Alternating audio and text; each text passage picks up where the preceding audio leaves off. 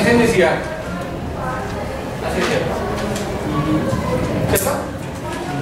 Y aquí hay una asíntota que es cuando esto es de 90 grados, ¿cierto? Luego lo que la curva hace es hacer esta ramificación. Y aquí el valor será de 270 grados. Luego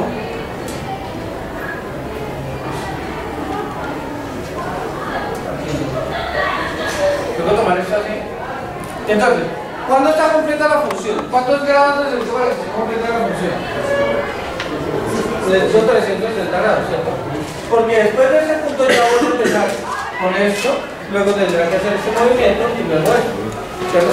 Y después de hacer 360 grados necesitaré esto nuevamente, ¿claro? Entonces ahora, ¿cuántas veces debe estar dibujado esto si lo que estoy haciendo es secante de 3x? O sea que esto mismo deberá estar 3 veces. O sea que esto que antes ocupaba ¿qué lugar en grados? ¿Qué campo en grados ocupaba esto? 360 hasta acá, ¿cierto? O sea que ahora ¿qué lugar en grados ocupará? 120. O sea que lo que ustedes deben haber hecho es trazar el plano, asumir 120, 240 y 360, ¿cierto? A los 120 grados tenía que haber hecho eso, ¿cierto? Entonces se supone que si a los 120 grados usted hizo eso, ustedes se imaginan que ahora, o sea, no es imaginario, tiene que dividir eso de esta manera. O sea que cada intervalo de esos cuántos tendría. ¿Por qué? 30 grados. Para que hasta aquí serían 30, hasta aquí 60, 90 y 120. ¿Cierto? O sea que a los 30 grados, aquí a los 30 grados, usted traza la primera cinta. ¿Cierto? Entonces eso es lo que pasa, por eso aquí se ven tantas. ¿Cierto? A los 30 grados usted traza su primera asíntota, luego cuando a los 60 se supone que acá estaba el punto mínimo, máximo en este caso, y acá a los 90. A los que cambien, se quedaba inicialmente así, luego esta parte así, luego esta parte así, y finalmente esta parte así. ¿Cierto? O sea que se cuenta que es eso mismo, pero en solo 120 grados. ¿Qué pasa después de esos 120 grados? Pues se repite eso mismo y se repite eso mismo, ¿cierto? Entonces ya ahí nos quedaría hecha la gráfica. Si yo asumo esto como 3 y menos 3, entonces se me echa la gráfica de 3 secante de 3x. ¿Qué es lo siguiente que habría que hacer? Desplazamiento. ¿Cuántos iba a desplazar? O sea que entonces aquí, si eso es 30, eso es 60. Perdón, 60 no 60. ¿Y faltarían los desplazamientos? O sea, parte de eso. Y finalmente, era más.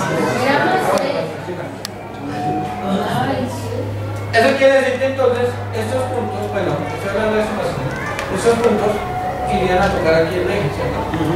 Porque estamos viendo que toda la función sube. Pero no lo desplaza. Este punto es no es el desplazamiento del punto. El desplaza. Esto sube hasta acá, ¿cierto? O sea que eso es lo que pasa. Y el desfase de los lados que ya habíamos dicho por eso. Entonces, dense cuenta que no debería demorarse tanto, pues 50 minutos para hacer desplazamiento. ¿Listo? Bien. Entonces ahora sí, avancemos. Hagamos rápidamente el análisis de la función cosecante. Entonces, ¿cuál es la diferencia entre secante y cosecante en términos analíticos? La función secante bueno, cortar el eje. No, pero no en términos gráficos, sino analíticamente, ¿qué es lo que ocurre? O sea, numéricamente, pues, porque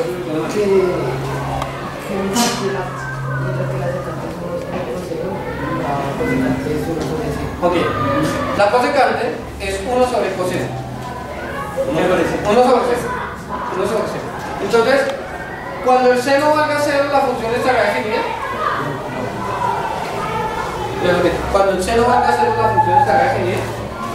Sabiendo que la función cosecante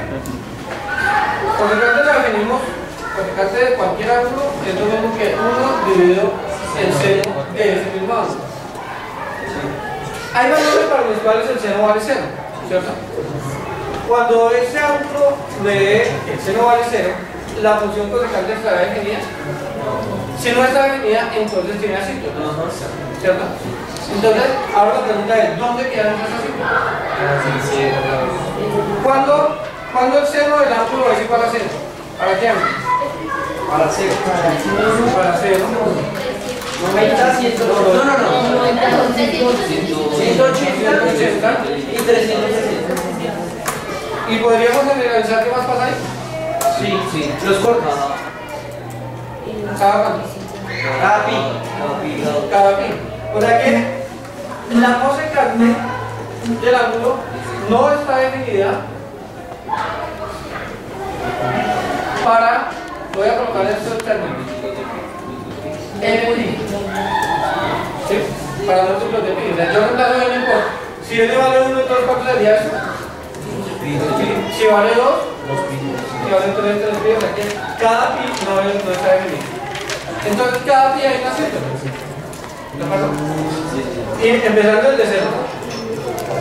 Entonces, vamos a ver cómo es el comportamiento de la función. Que tomemos esta misma. O sea que en ese cambio podemos decir que está definido para n pi menos 2pi.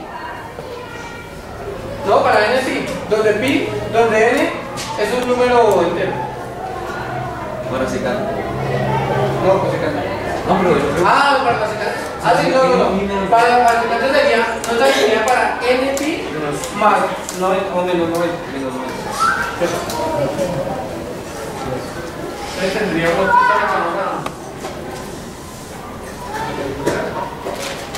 pues vamos a incluir este 3 por ahora. Solo vamos a hacer 1 sobre 0.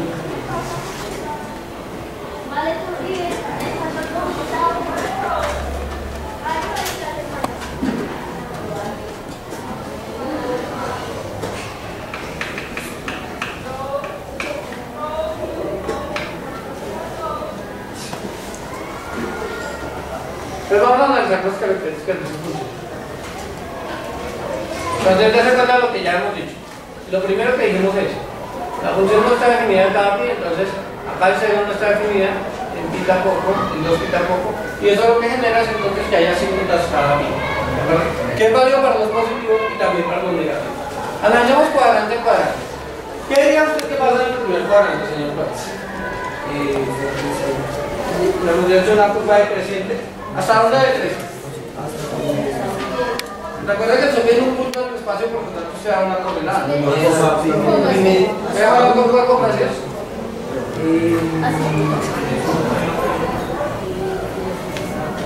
¿Hasta dónde decrece?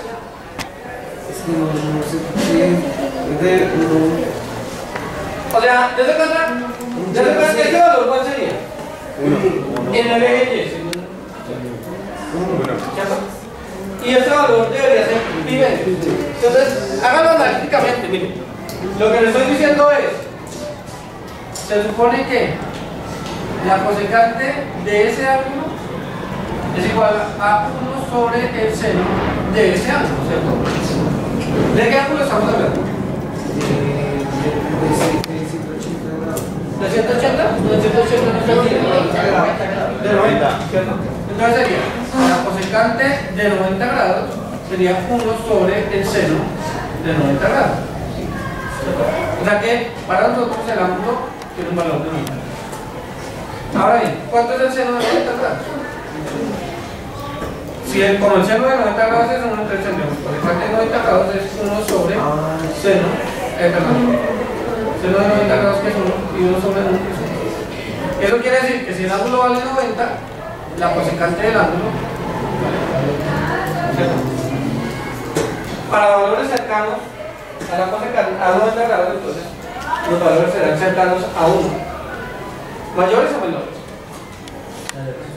Mayores. Eso cuenta que la curva, como usted lo dijo, es decreciente. Eso nos permite decir que a medida que el ángulo se acerca a 0, ¿qué pasará con la cosecante? ¿Hacia dónde va? A medida que yo hago, si coloco el valor de 1, vale 1, ¿cierto? Si coloco el valor, por ejemplo, 89 grados, ¿qué pasa? ¿Le hago más grande que 1 o más pequeño que 1? Más grande que 1. Si coloco un valor de 45 grados, por ejemplo, me va a dar un valor por acá que es obviamente mayor que 1. Entonces lo que intento es hacer que generalicemos. Si hago valores cada vez más cercanos a 0, ¿qué pasa con la cosecante? La cosecante aumenta. ¿Hasta dónde aumentaría? Así es feliz. Entonces hagamos el ejercicio. Hagamos rápidamente con calculadora cosecante de un valor muy cercano a 0, por ejemplo 0,0001. ¿Cómo le haría eso con tu calculadora? 1 dividido el seno de 0,000.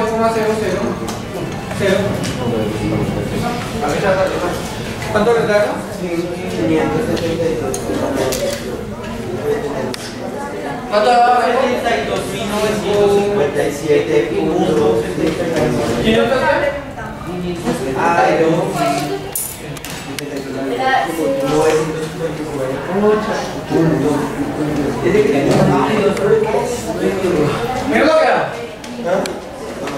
572.000, ¿cierto?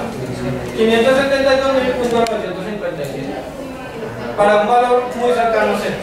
Si colocáramos otro 0, lo que pasaría es que eso ya nos va a dar en el orden de los 5 millones y algo. O sea que a medida que nos acerquemos a 0,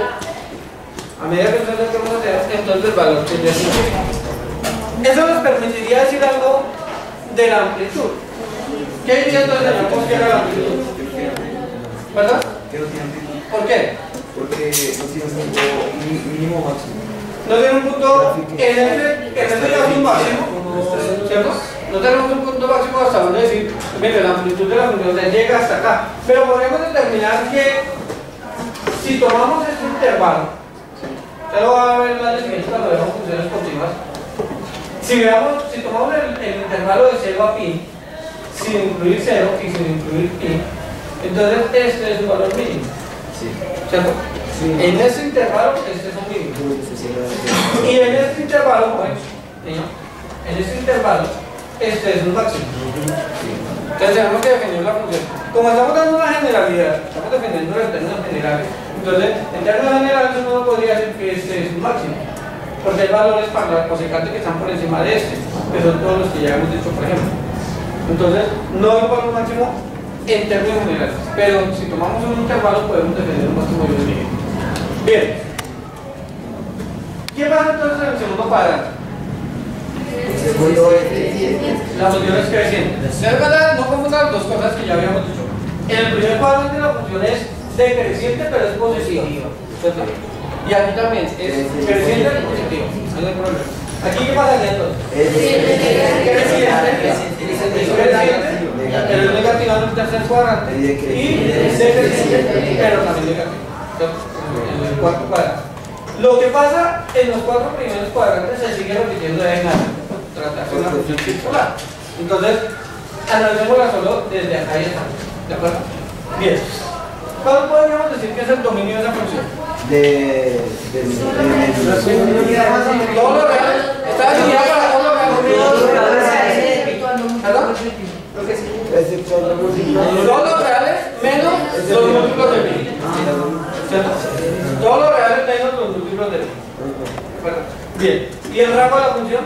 Desde menos infinito hasta 1. Desde menos 1 hasta más infinito. Y es de 1 hacia Profe, esa función, ¿a qué se diferencia la secante? que en el inicio. Grafiquemos la otra vez. Es lo mismo que la diferencia entre la de seno y la de coseno. Les recuerda que hay como un desplazamiento acá. Grafiquemos ya que quiere ver.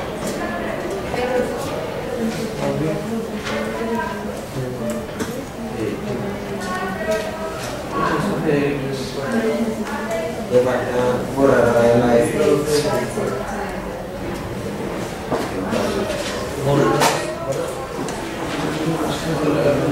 ¿Les parece? ¿Les parece?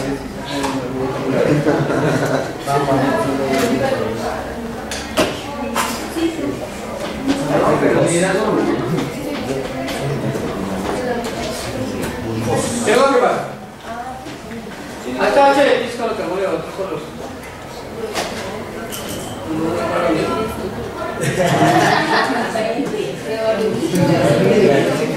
Miren la diferencia. Miren la diferencia. Ya se cuenta que si uno toma la gráfica y la desplaza, ¿cuánto tengo que desplazarla para obtener lo mismo? 90 grados. Tendría que desplazarla aquí y la gráfica dice, digamos que el programa genera un desplazamiento de 2 metros.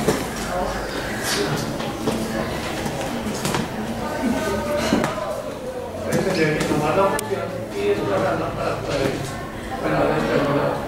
para poder ver la diferencia. Entonces, digamos que la única diferencia en cuanto a los valores que toma es el desplazamiento. Digamos que es una diferencia de 90 grados una con respecto a la otra.